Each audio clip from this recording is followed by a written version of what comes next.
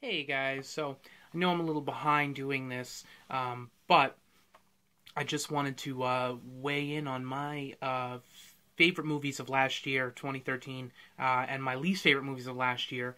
And I'm doing it a little differently than a lot of other people have been doing it, which basically is, I've seen people say that they're not choosing other people who do videos like I do have basically said they're not choosing their favorite movies that were released last year, just their favorite movies they saw for the first time last year. And a bunch of people were doing that on Facebook. I saw a lot of my friends doing the same kind of thing.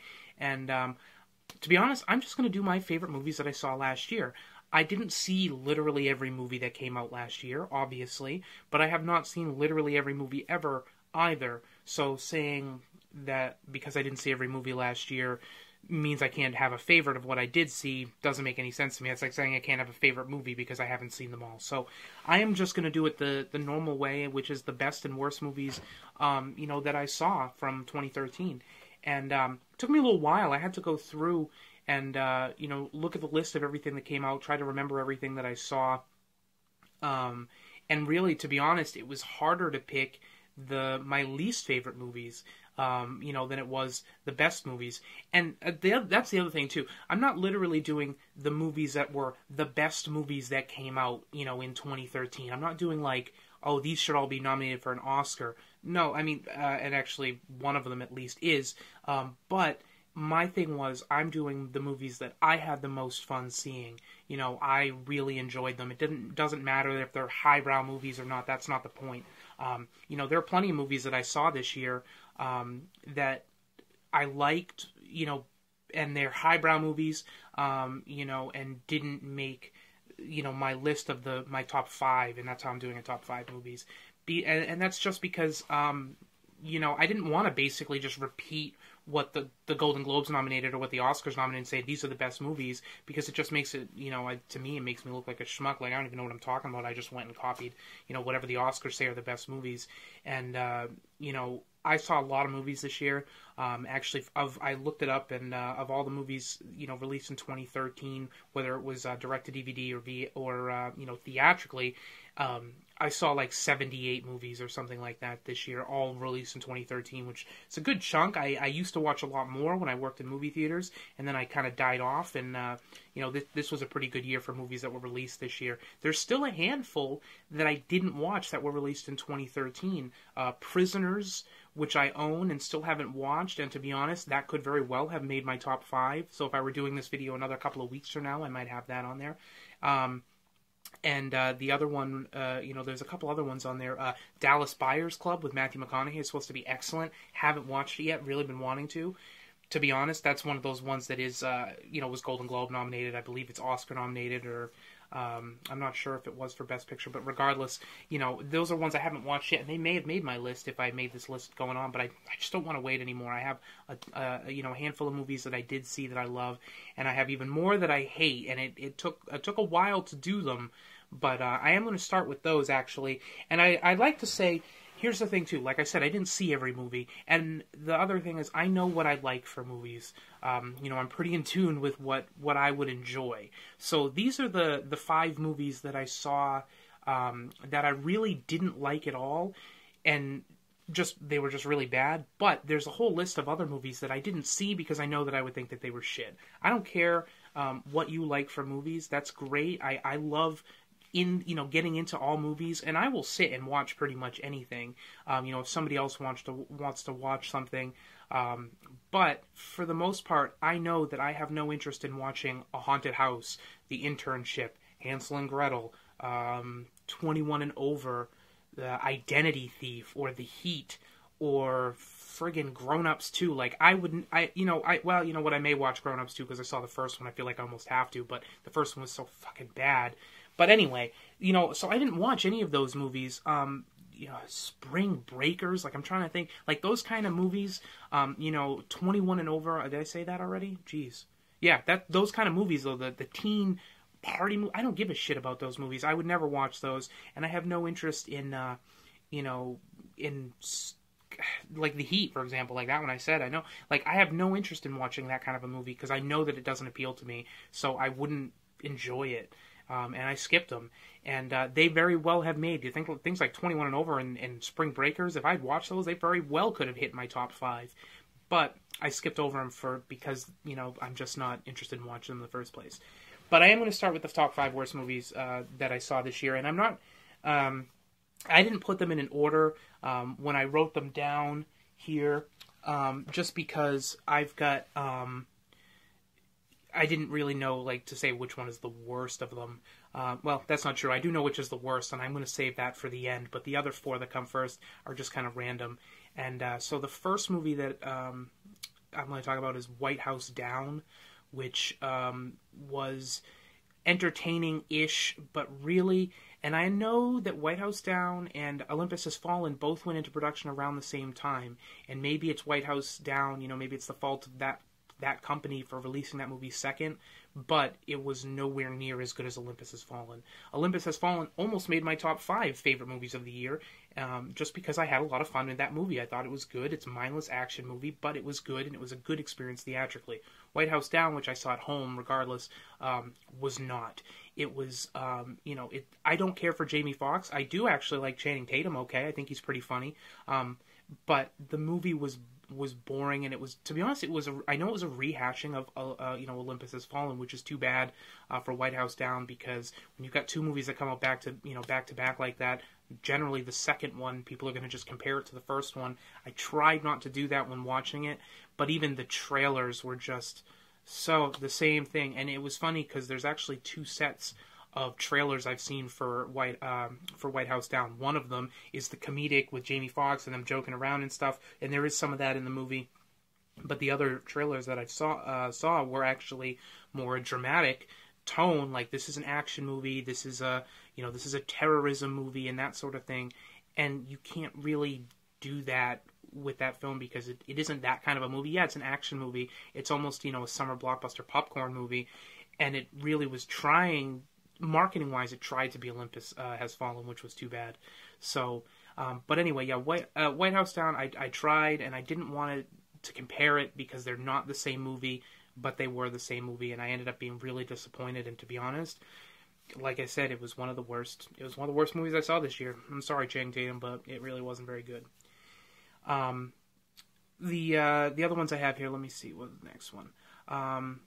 Here's a good one. Only God Forgives. So, I really, really had high hopes for that movie because it is same actor, same director. It's Ryan Gosling. I can't think of the director's name off the top of my head right this second, but who made Drive a couple of years ago, which was by far and away the best movie of that year, which I think was 2011 now. It's been a couple of years. Just fantastic movie, and it was great, and I loved it, and it was my favorite movie of that year. I was looking forward to Only God Forgives because supposedly it had the same feel, and it doesn't. If by feel they mean it has no feeling and no tone, yeah, I guess. But Only God Forgives is it's Ryan Gosling, who plays a guy who's was or is a criminal of sorts, and his brother is killed, and so his mother forces him to go and take revenge on it, which sounds like it would be a great movie if it wasn't the most boring, fucking, slow-moving, artsy-fartsy shit movie that I have seen in so long. Most of the movements of the plot, of the characters, of the filmmaking is just a waning... It's so boring, and it doesn't help that the color scheme of the film actually makes it feel more boring, because the movie is filmed... I don't know if it's filmed in wherever it's set, Hong Kong. It's an Asian country now. I can't even think of it. But I never found myself looking at my watch more often, than I did during that movie. And the movie's only like an hour and 25 minutes long. It's really short, and I was so bored the whole time.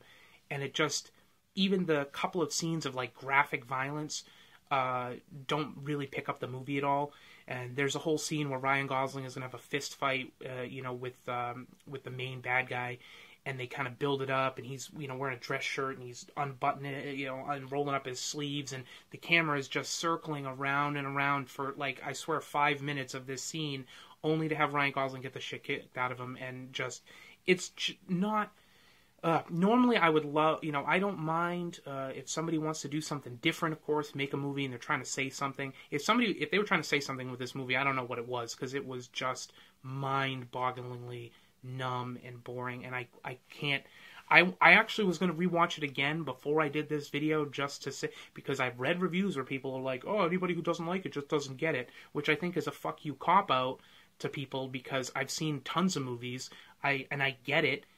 I understand what the plot was, and it's not complex to follow. It's just boring to follow, and I don't understand why, making a movie that has this certain tone or feel or color scheme or mood to it automatically makes a movie good just because some, critics or whatever say it is or whatever, or because I watched it and was so bored by it, I didn't get it. I think that's crap, and I think the movie itself is just so bad, and people are really looking for something heavier in it and trying to pull it out, and there's nothing there. So they're just taking the tone of the movie and the the filmmaking aspect of the movie and the color scheme of the movie, which is a lot of reds, a lot of blues, and it's just not there, and they're just trying to force it.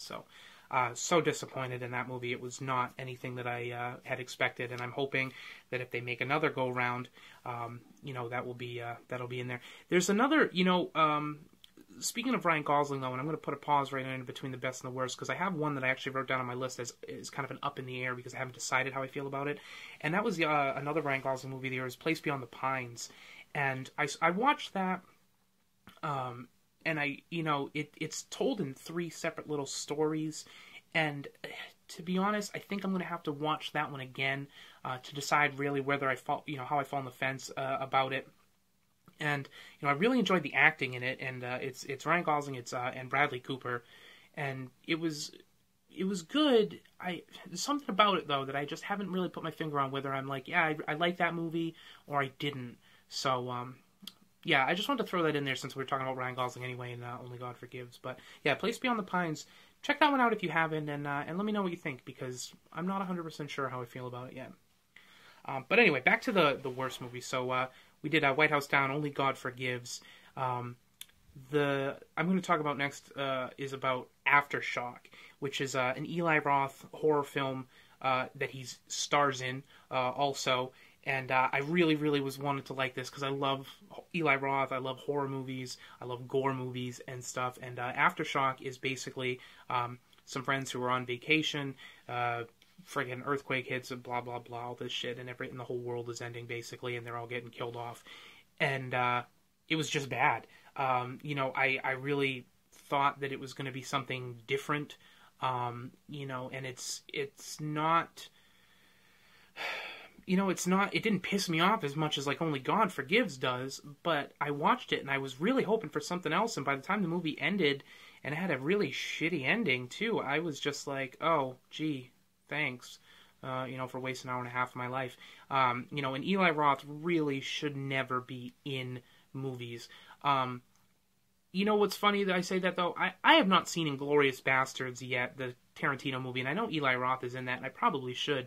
But if he's anything like, he is in Aftershock, that he is in Inglourious Bastards, I don't even know how anybody likes him. He is horrible in that movie. He's a horrible actor, and the whole time I was watching him, I was just waiting for him to get killed off, and I'm so glad he did in the worst way. So, oh yeah, sorry, spoiler alert, Eli Roth gets killed. In fact, spoiler alert, everybody in that shitty movie fucking dies, so don't even waste your time. It is just a boring film. Just don't... In fact, they give the ending away in the trailer. If you watch the trailer for Aftershock, and you can't figure out how the movie ends, then... I don't even know. I don't know what their marketing design was, because it was a horrible, horrible idea. But anyway. So yeah, Aftershock. So I got 2 more. One of them was another horror movie, and it's ABCs of Death.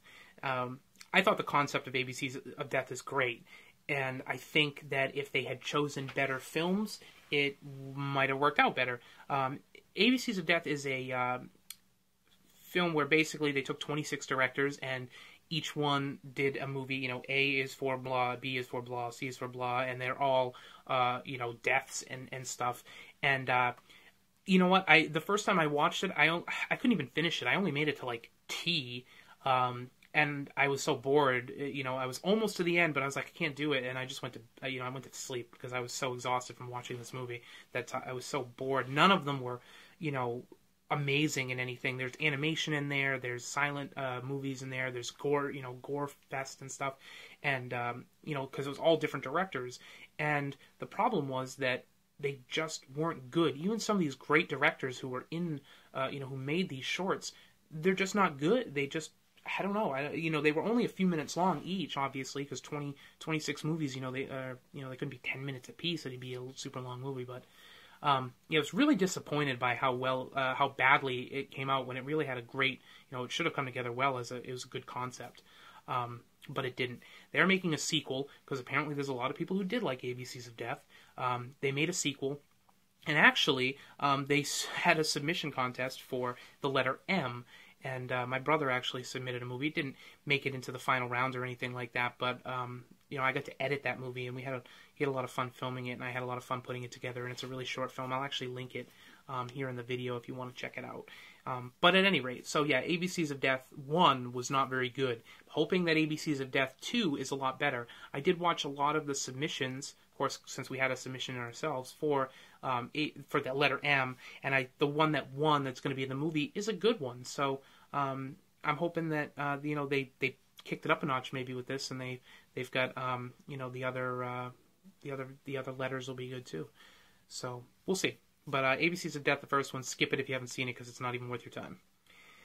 And the ultimate worst movie that I saw this year, movie 43. I can't even tell you how bad.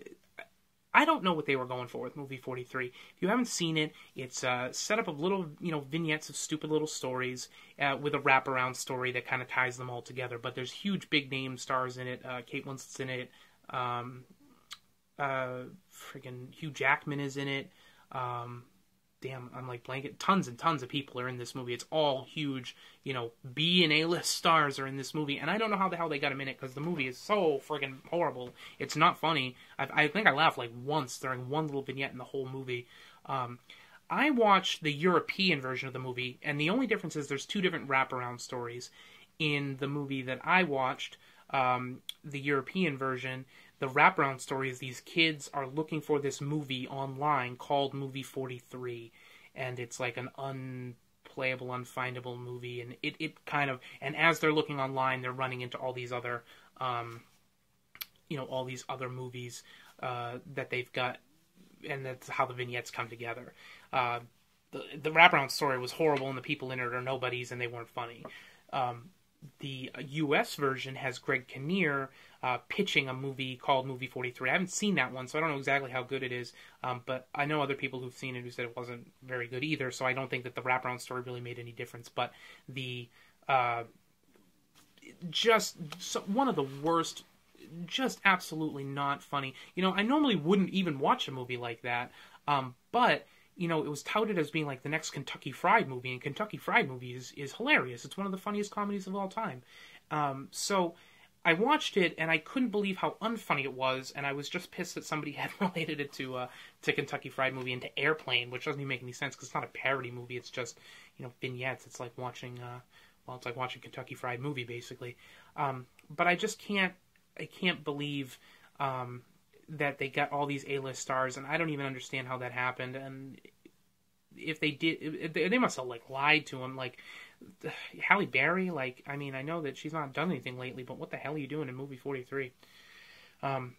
Anyway, yeah, worst movie I've seen in years actually is movie 43. So if you appreciate good comedy at all, do not watch movie 43. It is just unwatchable garbage.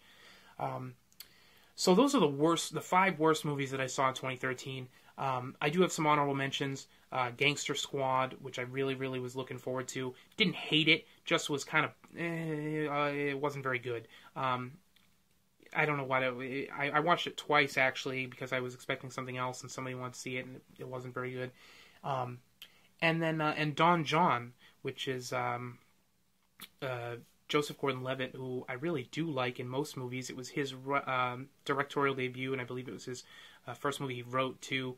And it had a couple of funny parts, but overall, it was one of those movies that doesn't really need to exist. It just tells a boring story of normal people in their everyday life, well, in Jersey. It didn't go anywhere, and it didn't have a lot of laughs, and then it just kind of ends, and it has what my family calls a Bicentennial Man ending, because if you've ever seen the movie Bicentennial Man with Robin Williams, it's going along, and then it literally just abruptly stops, like mid-story, like there could be more. So we've always just referred to movies that have an abrupt, nonsensical ending as Bicentennial Man movies. So Don John definitely has one of those. So it was kind of on my list. Like, I wouldn't buy it, and I probably have no reason to ever watch it again, but it wasn't in those top 5 worst movies either. So that's it for the worst movies, guys. So those are, like I said, those are the absolute bottom of the barrel of the movies that I did see. Of course, having skipped those list of movies I gave at the beginning that I wouldn't even watch in the first place, and those movies probably could replace these top 5 worst movies that I just saw. So, but let's go right in. So that was a good 20 minutes there, and I'm sorry that I rambled so long, and I will try and rush through the best movies a little bit more, but who knows. I'm actually going to start with, in this case, I'm going to start with my honorable mention of best movies. And again, these are not the highbrow movies. These are, well, a couple of them are highbrow, I suppose. But these are not, like, necessarily, like, the best movies that came out this year. It's just the movies that I had the most fun, the movies I enjoyed the most. And I'm going to start with my honorable mention, and it was The Incredible Burt Wonderstone. I had no desire to see that movie in the first place. I don't even know why I watched it. But I sat down and I watched it alone the first time that I saw it. And I thought it was great. I thought it was fantastic. And I don't like Steve Carell. And it was really funny. And I enjoyed it a lot. And I actually ended up buying it. And my girlfriend had never seen it. And we watched it again together, not too long ago, about a month or so ago. And she really liked it. And I really enjoyed it even on a repeat viewing. So I said, hey, you know what? It's not as bad as I anticipated. And that's why I'm just going to put it. It didn't make my top 5. But I just wanted to mention that, it was pretty good. And if you haven't seen The Incredible Burt Wonderstone, it's worth a watch for sure. It's definitely worth a rent out of the Redbox, or I don't know if it's on Netflix or not, but it's worth it. It's worth a go. But of the movies that I did see, so my top 5 movies for the 2013, and I'm going to do this, and I'm going to try and do this in more of an order that to me was the best, in the order that I liked. So I'm going to start with number 5, and that was Escape Plan. And I know what you're thinking. I'm already starting off with a movie that nobody seems to like, but I enjoyed it. And again, I'm doing like my favorite movies, and I had a great time seeing it in the theater. Escape Plan is the Stallone and Schwarzenegger action movie where they're like locked up in a prison and they got to break out or whatever. And I really liked it a lot. It's a fun movie. I like Stallone movies. I the Expendables and stuff like that. Like if I were actually trying to compile a list of, what were the best made movies of the year and all that stuff, I wouldn't put friggin' Escape Plan on a list like that. But in movies that I enjoyed the most, my girlfriend and I, we had a good night seeing the movie. We had a great time. We thought it was fun. And, it was a good movie, and I'll end up buying it when it comes out, which I actually think is coming out soon. And, that's the whole thing with the movies. And I think that's my whole thing with movies in general is I like to have, see movies that I have fun and I enjoy watching. And, going through the list of all the movies that came out this year, I put some on there and crossed them off and moved them around. And Escape Plan just kind of made the cut at number 5. And I think that because it was a good movie, it wasn't, like I said, it's not highbrow, it's not winning any Oscars for anything, but it was a good time. And then, so right behind that too, Lone Survivor, and that is a little bit more of a highbrow movie, but Lone Survivor is the war movie with Mark Wahlberg, and that's half the reason I watched it, because I'm a big Mark Wahlberg fan. I'm not a huge war movie fan, but I really, really liked it. We just watched it. We just watched it the other day. My girlfriend and I both watched it, and she doesn't really enjoy. She likes action movies, but doesn't really enjoy war films, and she liked it as well. It's a good, well acted movie, and it's based on a true story, which of course most of them are, and I don't know how accurate it is, but despite the fact that it's really only about one conflict, this group of guys who are on a certain mission, and they kind of get compromised, and they are just being attacked by Al Qaeda, just over and over and over, and pounded and stuff, and until quite literally, the movie's called Lone Survivor, and it stars Mark Wahlberg. So obviously he was the lone survivor. I don't think I'm giving away anything there, but the movie was a great watch, and it's despite the fact that it's there is quite a bit of talking to lead into the movie, it kind of jumps right into the conflict that they have, and it's violent. But what's funny is if all I was thinking when I was watching the movie was, if the violence that these guys were inflicted upon, getting shot and breaking bones because they're falling down this this mountain and stuff, I'm thinking, God, if this is even remotely as realistic as what happened in real life, these are some tough sons of bitches, and more power to them, because they really went through a lot, and obviously the few of them didn't make it, but the character that Mark Wahlberg played, he did, and that's a hell of a time. And to be honest, I was thinking when I was watching it was, I'm glad it's not me. And I guess that's kind of a selfish thing to say, but the movie kind of makes you feel that, like, holy shit, these guys are going through a lot. And so that's the other thing too. It was a well acted movie, and it really made you feel like, that there was a hell of a thing that they went through. So it's a great movie, and definitely in my top 5. And it's not from a critical standpoint, it's doing okay. It's certainly not winning the Oscar again, but it did. A lot of people really enjoyed it. It was a #1 movie for last 2 weeks ago, I think, when it came out. It was a #1 movie, so definitely people are seeing it.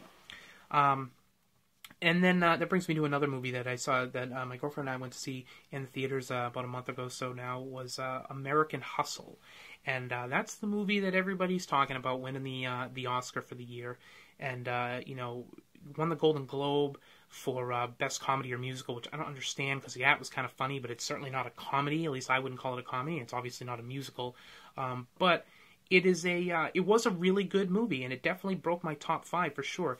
Didn't make anywhere, didn't make my top, movie of the year by any means. We'll get to that in a few minutes here, but it was good. I enjoy Christian Bale. I like all of his movies. It does have Bradley Cooper, who I normally don't really much enjoy very much, but was really good in it. And the story is good. It's a long movie, and the thing was, though, I kind of felt like it was a long movie while I was watching it. It's over 2 hours long. It's like 2.5 hours long, I think, and it wasn't comedic enough for me to feel like, okay, this is a comedy and it's keeping me going. But it was a really, really good film, and it was well done, it was well acted, and it did have enough, of a kind of a twisty little plot a little bit to keep you entertained and stuff. And it was a good film, and definitely worth a watch if you haven't seen American Hustle. It's still in theaters, and you should check that out, because it's probably going to win the Oscar. It's definitely it's nominated, so check it out. The next movie I want to talk about is The Conjuring, which was a huge blockbuster movie at the end of last year, and everybody that I know loves the movie, with the exception of there's quite a few horror buffs who are like, it's just another one of those fucking movies. And you know what? Maybe it is, but I thought it was fantastic. I saw it in the theater, which helps because the sound in that movie really makes the movie. And we saw it with a lot of people who were screaming and stuff, and it makes the movie, experience more fun. But even when I watched it again at home, it's been released on Blu-ray, I still really enjoyed it. And it was a great, good, ghost story movie. It isn't, I love gore movies and slasher movies and all that shit, and I'm not going to shy away from any of that. But when it comes to like a good horror movie and a ghost movie, I think The Conjuring is right up at the top of some of my favorite like ghost movies for sure. And even people, God, my dad went to see that movie in the theater, and he never goes to see movies in the theaters. He's also not even a huge horror buff like myself and my brother, and he absolutely loved it. Like everybody who I know who's seen The Conjuring loved it and thought it was a great horror movie. And again, it's something that I had so much fun seeing, especially in the theater, that it really makes the whole movie experience that much better. And I think, I was on the fence a little bit, because I was like, gee, I wonder if I'd seen this movie first at home, if it would have made my top 5. But thinking about it, it really would have, because like I said, when I watched it at home, it was still a great movie, and it was definitely worth buying for sure. So if you have not seen The Conjuring, it's in Redbox. It's worth the $1 or whatever they're charging now, or the couple of bucks. Get it on Blu-ray, see it in high def, watch it with good sound, because it is fantastic, and you will, if you're a horror movie fan at all, you'll love it.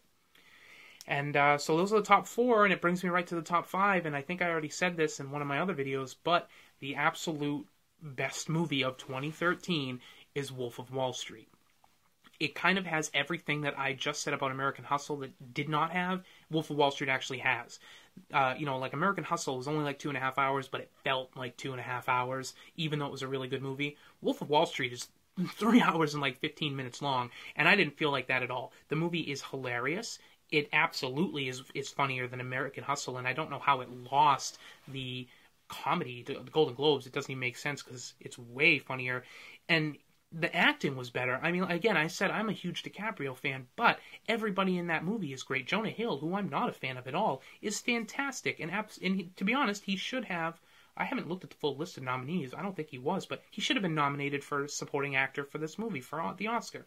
It was so fun, and it was such a great movie. And I know that the movie has taken a lot of shit because, well, for two things. One, the movie is kind of portrayed, and it is based on a true story again, about this hustler who was selling, penny stocks and, kind of breaking the law about it and making a ton of money, and then his whole, like, exorbitant life and all this stuff and his run-ins with the feds, and it's, it kind of spans, many years of this guy's life, but throughout, he is, spending a lot of money, and it's kind of showing off that life, and people are shitting on this movie because it's doing that. And I actually just read an interview with DiCaprio where he was like, basically like, this was that guy's life, and but people are mad because they glorify that, he went to prison and blah blah blah, and he got out and he's still working, and it's like, okay, so the guy did a lot of illegal stuff, made a lot of money, had a lot of fun, went to jail and got out, and now he's well, at least at the end of the movie, I don't know if literally to this day, but he teaches people selling tactics.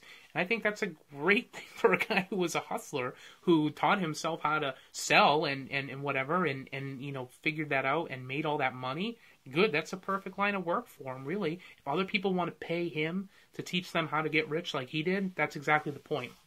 And, that's me saying that, by the way. DiCaprio was just like, we're just telling the story of this guy's life, and that's how he lived, so that's how we were showing it. And, it wasn't, like they were trying to glorify crime in any way, as if they would pick that movie specifically over any of the other millions of gangster movies or anything else that glorifies crime. I don't know.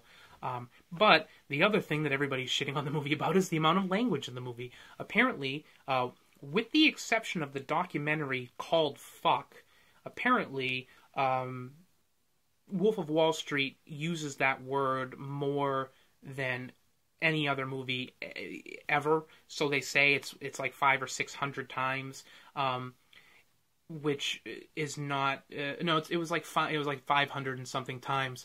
I was reading, and the only reason I even read that article is because the movie Gutterballs by Ryan Nicholson, which is one of my favorite movies. He's a Canadian special effects god, and he's a movie director. He made a movie called Gutterballs several years ago, and it really is, except for the documentary Fuck, it really is the movie that has the most amount of uses of that word. It's like 650 something uses, and it's a campy movie, and it's for fun. So, and it's just how it was. But it never gets listed in Wikipedia because even though it was released, and it was released to DVD and has a huge cult following, it's not a Hollywood film, so it gets put on Wikipedia in the list of movies that have the most profanity, and then it gets taken off. So right now, Wolf of Wall Street is number 1. If you really buzz it down, it's number 2 because of Gutterballs. But regardless, my thing was when I was watching the movie is, if you were the kind of person who was watching that movie and you were offended enough to realize that they were swearing so much, you probably just shouldn't have been watching the movie in the first place. And why didn't you just stop watching the movie? Again, like I said, the movie's 3.5 hours long, or 3:15, or whatever it is. And I didn't notice that they were swearing that much. Yeah, there's a lot of swearing, there's a lot of nudity, there's a lot of sex, there's a lot of everything. And it's just how the movie was. And I think it added to the fun of the movie. And if that's not your cup of tea, then you wouldn't watch the movie. But I also wasn't watching the movie thinking, God, they're swearing so much. So it's probably just me being desensitized. But I don't think that that's necessarily something to pick apart a movie about either. It's a Scorsese movie. Every movie he makes, De Niro and the Pesci movies and the gangster movies, they all swear all the time. I don't see why it's something unexpected from a Martin Scorsese movie. It doesn't make any sense to me. But Regardless of all that, Wolf of Wall Street was the most fun I had in the movies all year. We saw it theatrically. I cannot wait for it to come out on Blu-ray because I want to watch it again. I want to see special features and stuff like that. I want to watch director, actor, commentary, whatever they do. I don't care. I loved it. I absolutely love that movie, and I'm crossing my fingers that it wins Best Picture. I don't think it will. I think it's probably going to be either American Hustle or 12 Years a Slave, or Gravity, which I would really be disappointed about. I'm not even going to go into how stupid I think Gravity is, but backing it up a little bit. So, and DiCaprio was also nominated for an Oscar for it, and Scorsese nominated for director. I don't think they'll give him the director because he just got it a few years ago for The Departed, and it took him too long to get him in the first place. I'm really hoping that it wins Best Picture, and I'm hoping DiCaprio wins Best Actor. Again, I'm kind of a little biased about DiCaprio because I think he's one of the best, working actors of like my generation, and it annoys me that he's been nominated so many times and he loses to people who didn't put in as good of a performance. It's like, how many amazing movies do you have to make where you are amazing in them before you win an Oscar? And apparently the answer to that is none, because Julia Roberts is horrible and she has 2 Oscars for 2 shitty movies. So I just don't get their fucking, it's the voting and whatever. And you would think being a huge A-list star, he's kissed enough ass to win an Oscar once in a while. But regardless of that, apparently not. So anyway, guys, those are the best and worst movies that I have of 2013. I have killed so much of your time here between this video and the other video that I did earlier that's on its way. I really don't think that you need any more shit from me this week. So hopefully you sat through this whole thing. If you did, more power to you. I appreciate it. And but anyway, I'm going to try and do more of these videos about movies more often. I was going to do this video this past weekend, but I didn't have a chance to. But I want to kind of get into it a little bit more, start putting more videos out there. So Tuesdays will still be the movie collection update for now.